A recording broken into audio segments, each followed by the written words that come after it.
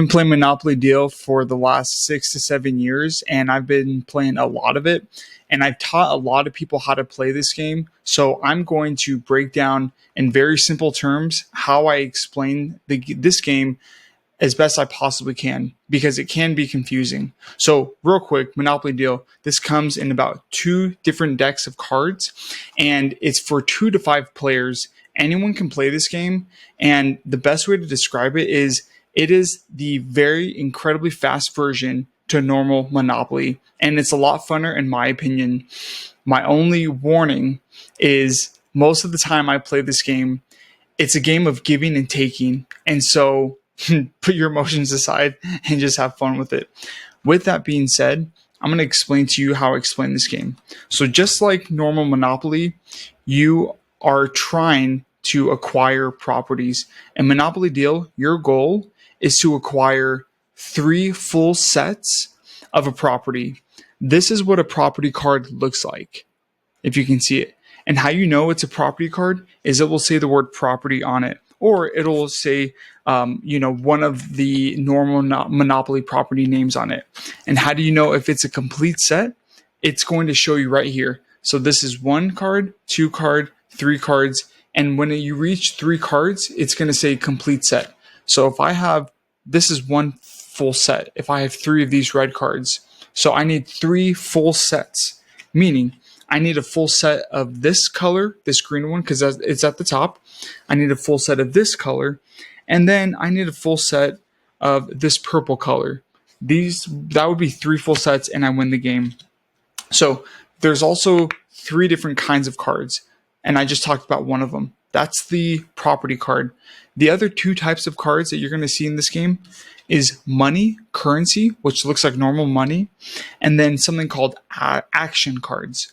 Action cards are really easy to understand because it has a little description here at the bottom to read and to tell you exactly what to do.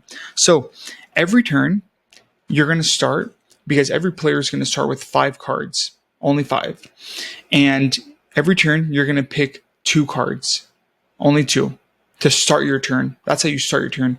So if I have 5 cards, I'm going to start with 5, and then I'm going to pick up 2 more. Now, I have 3 moves that I can make at the most. I don't have to use all of them. I could just use 1 move. I could use 2. And when I say move, I mean placing cards down. So I can place up to 3 cards down on the table, because you acquire the full property sets as you lay down cards. So I can either lay an action card in the middle where the deck of cards are, or I can lay down a property card, which we talked about in the very beginning, in front of me, or I can put money down, and I stack my money in a pile called like my bank, and that's going to be in front of me as well. So every turn, like I said, I have 3 turns. So as I pick up my 2 cards, I can decide I want to lay down a property card, another property card, and I will lay down a money card. So last thing I'm going to say to make this brief is if I have a rent card and it shows only green and blue, I can only charge rent for green and blue, meaning I have to have those properties down on the table to begin with to be able to charge rent for this card. The instructions in here are very good and very helpful. I recommend reading those for a little bit more in depth. Once you get the hang of it, you typically will play a game for about 15 to 20 minutes, no more or no less than that. You can play as low as 2 people.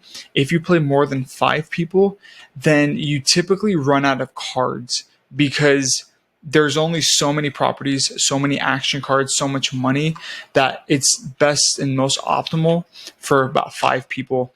I would say probably the best amount that I've played with is probably like 3 to 4 people, because you still have plenty of cards left. So that is my review of how to play this game. I hope that was helpful, and I will recommend this product 100%.